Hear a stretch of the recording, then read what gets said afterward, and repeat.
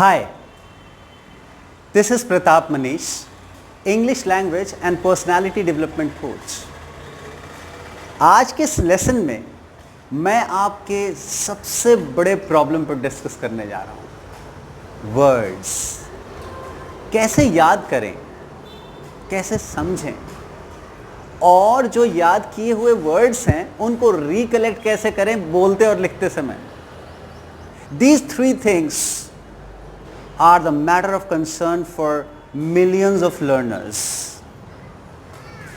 In today's class, I'm going to solve this puzzle for you, that how to memorize the words, how to understand and visualize the word, and third, how to recollect when it is required. Here we go. First problem है, वो है शब्दों को कहाँ और कैसे याद करें. हजारों लोग जो गलतियां करते हैं वो है कि एक लिस्ट लेकर याद करते हैं. Avoid mugging up, cramming words from a list of words.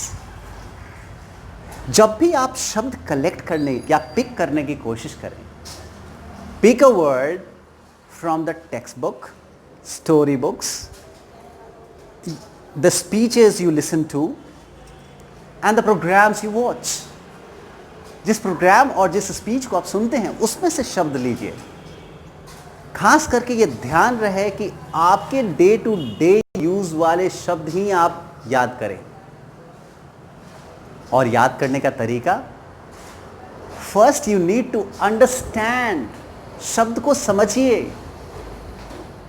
जानिए. Know the word. Knowing the word means visualising the word.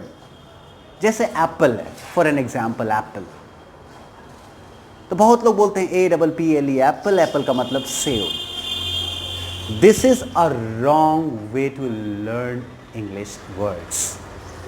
जो सही तरीका है शब्द को सीखने का है वो है that visualise the apple. Oh apple is a fruit that's a pulp and that is sweet, and that automatically when you talk about apple, that creates a picture in your mind. आपके mind में तस्वीर बन जाती है.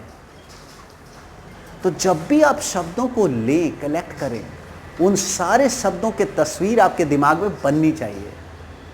यदि आपके दिमाग में तस्वीर नहीं बन रही है, इसका मतलब वो ना ही याद किया जा सकता है और ना ही वो आपके काम आने वाला है. You are going to forget the word. मैं 3 बड़े मुद्दों पर बात कर रहा हूं. First, how to collect, how to pick the words, how to memorize it, and how to recollect. कैसे वापस उसको याद करें when you want to use it in writing and speaking. The best way is to understand the word and memorize as well together. एक शब्द को याद भी करना है और समझना भी है. अब मैं आपको वो बताने जा रहा हूं कि किन पार्ट्स को आपको मगअप करना है और किस पार्ट को आपको समझना है.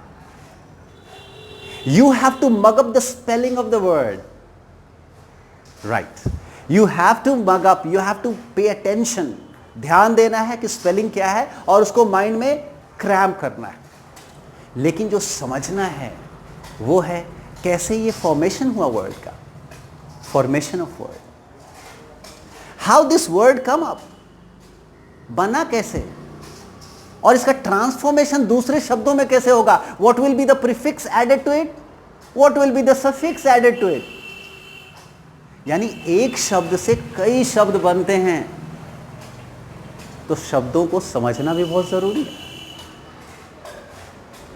किस प्रीफिक्स को लगाने से कौन कौन से शब्द कैसे तब्दील हो जाते हैं, ट्रांसफॉर्म कर जाते हैं, और कौन से सफिक्स के बाद वर्ड्स कैसे चेंज कर जाते हैं. आपको समझना है वर्ड्स के correct part of speech. When the word is noun, when the word is verb, adjective, adverb, और उसके अलग अलग फॉर्म्स क्या हैं, इसको समझना होगा. Cramming is not the solution then. जो अगला चीज है apart from understanding and memorising, वो है प्रैक्टिस. आप शब्दों को याद कर ले, समझ ले, और प्रैक्टिस ना करें. Practice means writing and speaking. मेरा एक सजेशन है, ऑलवेज फॉलो इट. यदि आपके पास प्रैक्टिस का टाइम नहीं है, सपोज यू प्रैक्टिस के लिए टाइम निकालना पड़ता है, how that you have to make a habit in day time while speaking और thinking any word, you have to repeat that word in your mind that make sentences.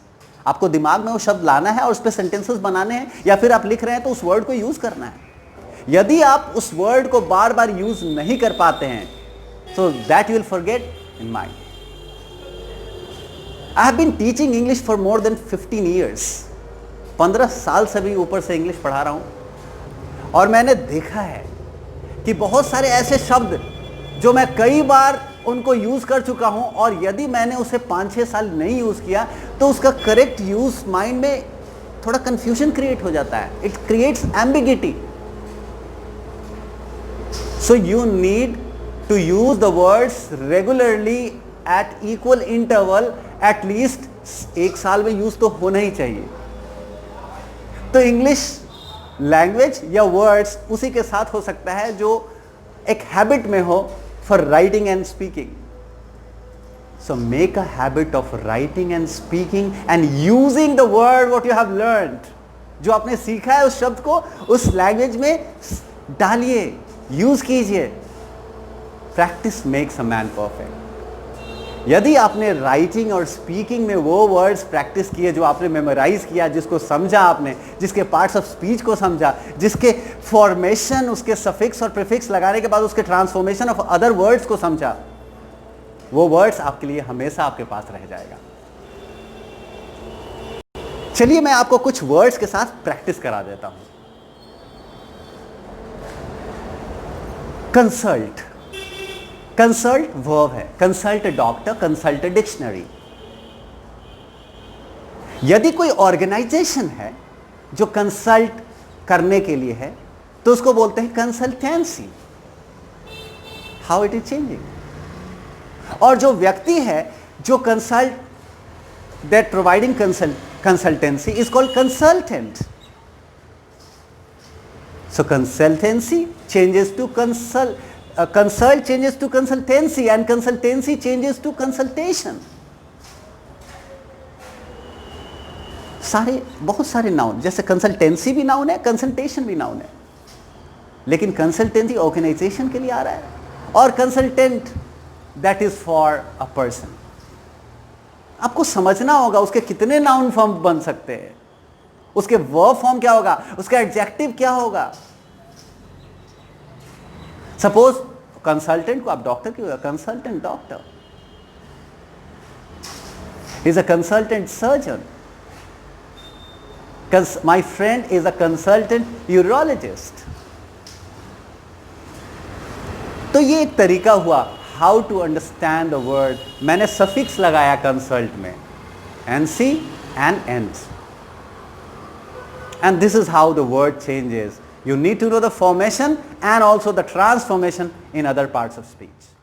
Ace Institution, generating English passion, creating revolution in English education. Ace,